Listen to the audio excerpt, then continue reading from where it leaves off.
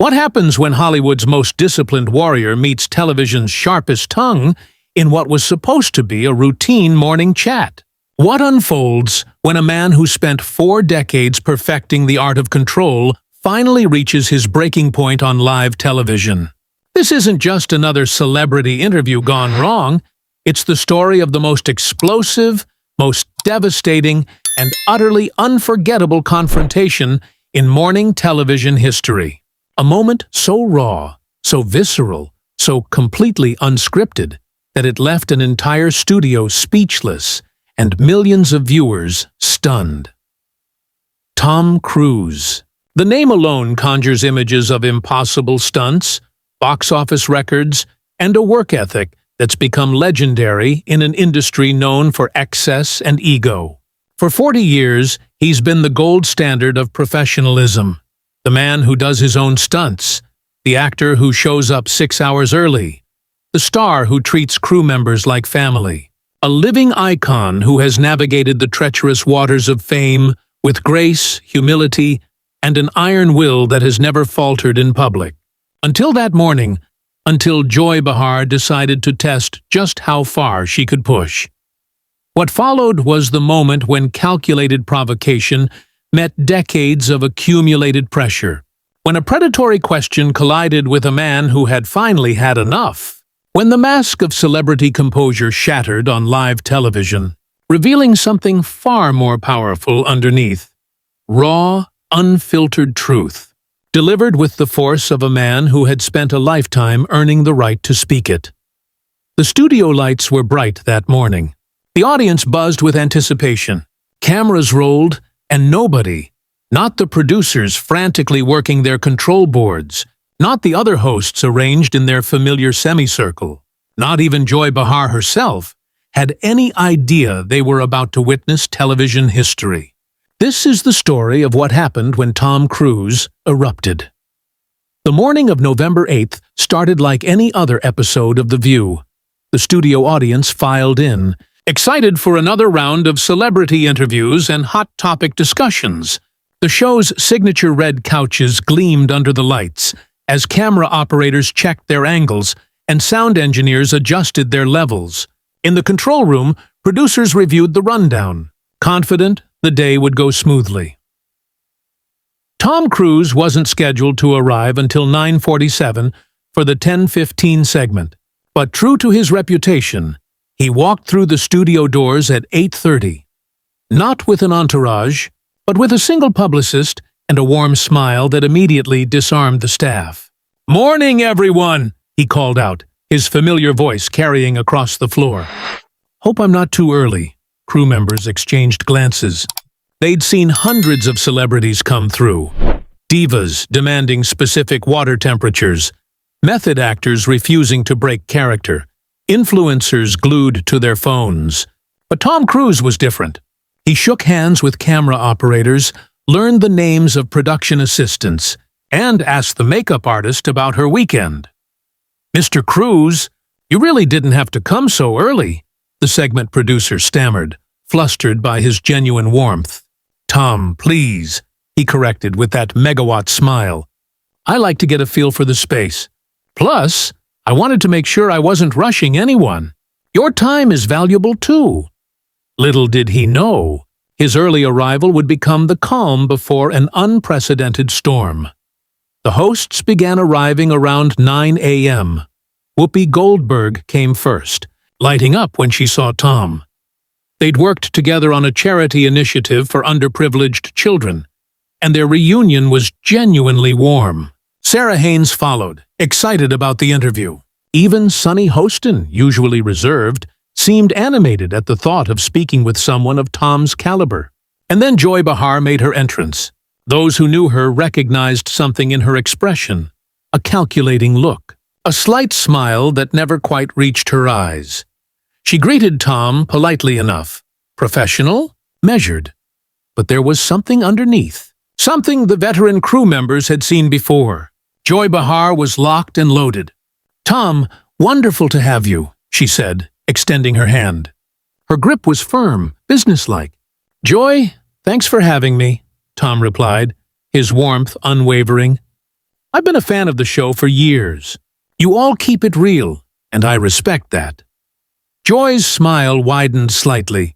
"Oh, we definitely keep it real here. That's our specialty." The words hung in the air a moment too long. Whoopi glanced at her, something unreadable flickering across her face. The moment passed, and the pre-show bustle resumed. Tom settled into the green room, reviewing talking points with his publicist.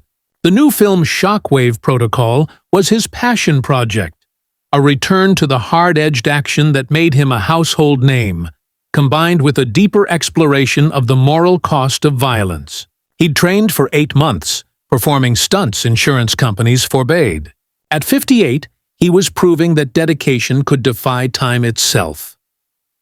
"They'll probably ask about the stunts," his publicist mentioned, scanning her notes. "Maybe some questions about the younger cast you're mentoring. Standard stuff." Tom nodded, but his mind was elsewhere, on a particular sequence in the film, a moment of vulnerability he'd fought to keep in the final cut.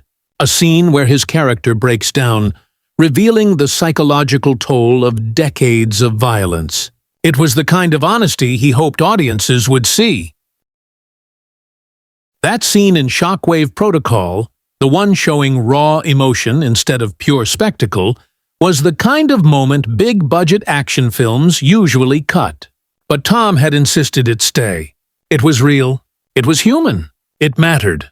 What he didn't know was that real was about to take on an entirely different meaning. When Tom was escorted to the set, the audience erupted in applause, genuine, enthusiastic appreciation for a star they'd admired for decades. He waved, smiled, and took his seat with practiced ease. The lights were warm, the atmosphere electric. This was his domain, his comfort zone. "Welcome back to The View," Whoopi began, her smile radiant. "We are so thrilled to have Tom Cruise with us today." "Thank you for having me," Tom replied, relaxed and open. "This is fantastic." The first few minutes were textbook perfect. They discussed Shockwave Protocol, with Tom sharing amusing anecdotes from the set, the stunt that went slightly wrong, the young co-star terrified of heights until he spent 3 weeks training with her, the director's obsession with practical effects. The audience laughed in all the right places. The energy was warm, upbeat, easy. Sarah asked about his training regimen. Tom, ever humble, redirected praise to his stunt team, his trainers, and the crew who made it all possible. Sonny brought up his mentoring of younger actors, and Tom spoke with quiet passion about passing on not just techniques, but values, the importance of respecting the crew, honoring commitments, and putting in the work when no one's watching. Meanwhile, Joy Behar sat unusually quiet, watching and waiting. Those who knew her recognized the pattern. She was like a boxer in the early rounds, studying her opponent, waiting for the opening. Her colleagues built rapport and comfort, and she let them, because comfort always came before vulnerability. The audience had no idea. The other hosts were happily engaged. Even Tom, despite decades of media training, didn't see it coming. Then, at just the right moment, Joy leaned forward slightly. Her posture shifted. The temperature in the studio seemed to drop. "Tom," she said, her voice slicing cleanly through the warmth of the conversation. "Can I ask you something?" The phrasing alone was a warning. Not "I have a question," or "let me ask you about," but "can I ask you something?" A false politeness, masking what she was going to do regardless. Tom turned to her, still smiling.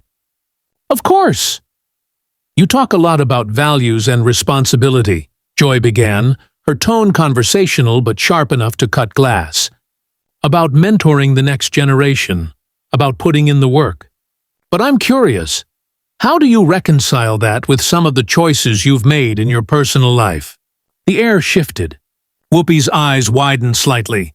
Sarah's smile froze. Sonny's fingers tightened around her note card. In the control room, a producer muttered under his breath, "Oh, God." "Here we go." Tom remained composed. His smile didn't falter, but something behind his eyes changed. Something steely, deliberate. I'm not sure I follow, Joy, he said evenly. What choices are you referring to? Joy leaned back, savoring the moment. Well, you've been married 3 times. You've had very public relationships that ended in very public ways. You've been involved in, let's call it what it is, some controversial organizations and belief systems that many people find troubling. And yet, here you are talking about values and mentorship as if… Joy! Whoopi interjected, her voice carrying a warning. But Joy wasn't finished. As if you're some kind of moral authority. I'm just wondering if you see the contradiction there, because a lot of people watching might see it. The studio held its breath. It wasn't a question. It was an ambush, carefully constructed, deliberately deployed.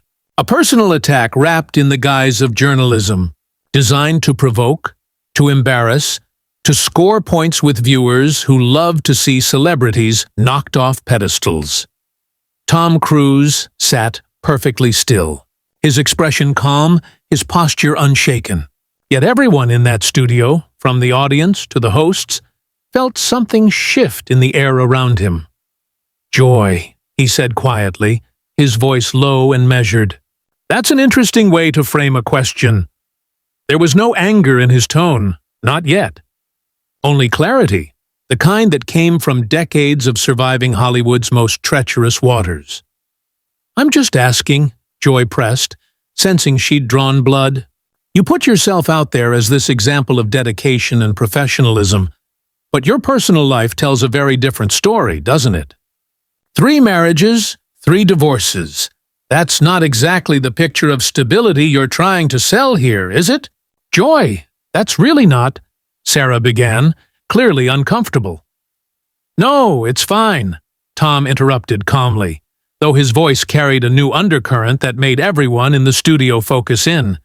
Joy wants to have a conversation about personal life versus professional conduct. I'm happy to have that conversation. He shifted slightly, turning toward her. The movement was subtle but transformed the entire dynamic. This was no longer an interview. It was a confrontation. First, he said, his words deliberate, his tone precise. Yes, I've been married 3 times. Each of those marriages ended for private reasons I've never discussed publicly, because I respect the people involved too much to turn their pain into entertainment. But let me ask you something, Joy. Do you believe someone's marital history disqualifies them from having professional integrity?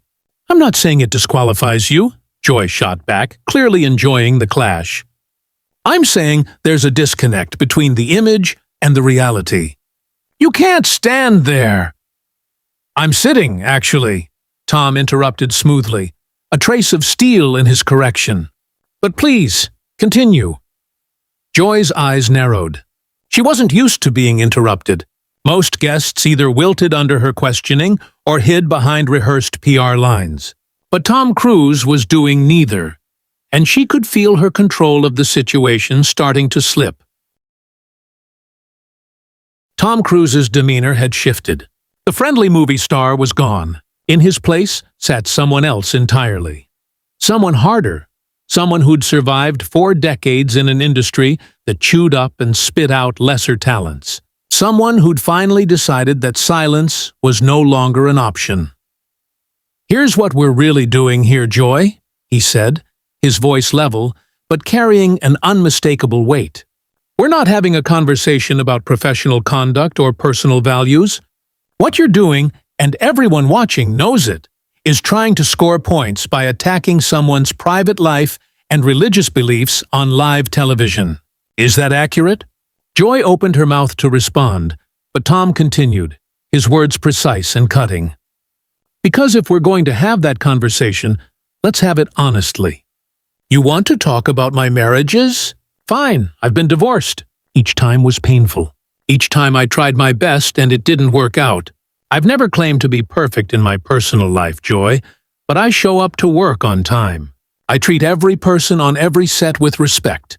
I've never missed a day of filming due to unprofessional behavior. I've mentored dozens of young actors and stunt performers, many of whom are now thriving in their careers. That's what I'm selling, not perfection, professionalism. The audience was dead silent. Whoopi and Sarah exchanged glances, both clearly uncertain whether to intervene or let this play out. Sunny was frozen, her eyes wide. But Joy Behar, emboldened by years of television combat and convinced of her position's righteousness, made a fatal tactical error. She doubled down. "That's a very convenient distinction," she said, her voice dripping with skepticism. "Personal versus professional. But Tom, your association with—" "With what, Joy? Say it clearly. What organization are you referring to? You know exactly what I'm talking about." "I do," Tom said, "but I want everyone watching to understand exactly what you're doing here. You're attacking my religious beliefs on live television in front of millions of people because it plays well with your audience, doesn't it? Because it's easy. Because I'm sitting here and you've got home court advantage, and your producers probably thought this would make great television." Tom's voice had risen slightly, not in volume, but in intensity. Each word was precise, each sentence a surgical strike. "You want to question my professional conduct? Show me one person, one crew member, one co-star, one director, who will say I've ever been anything less than completely committed and respectful on set. You want to discuss my personal life? Okay. But then let's discuss yours too, Joy. Let's talk about everyone's messy divorces and private struggles and the things we'd all rather keep private. Or we can recognize that maybe, just maybe, attacking someone's deepest personal beliefs for entertainment purposes is exactly the kind of thing that makes people distrust the media." Joy's face had gone slightly red. She was a veteran of 1,000 television battles, but something about Tom Cruise's controlled intensity was throwing her off balance. She'd expected defensiveness or retreat.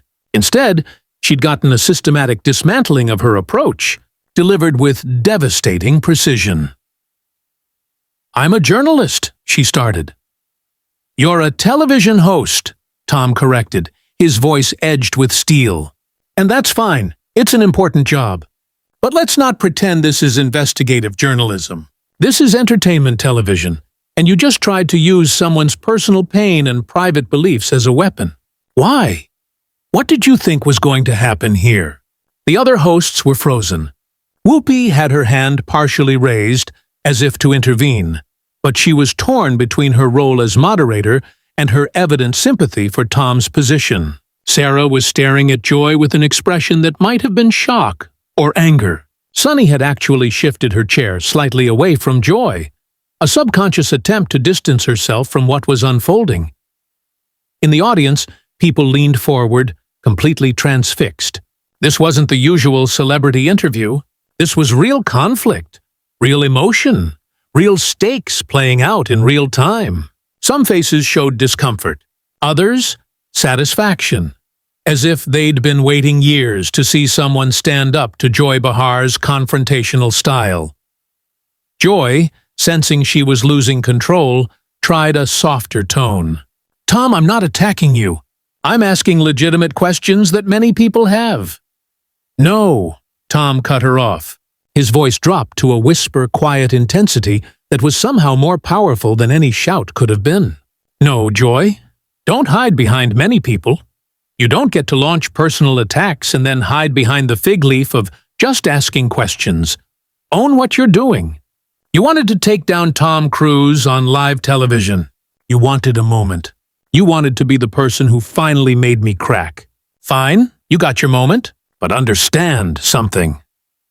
He leaned forward slightly, and the movement carried enormous weight.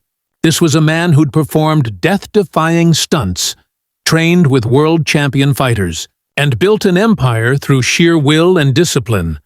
And all of that focus was now directed at Joy Behar. "I've been doing this for 40 years, Tom continued, his voice steady as stone. 40 years of 18-hour days, broken bones, and learning thousands of skills because I refuse to do anything halfway. 40 years of showing up when I'm exhausted, of delivering not just for studios, but for the people who trust me with their time, their money, and their imagination.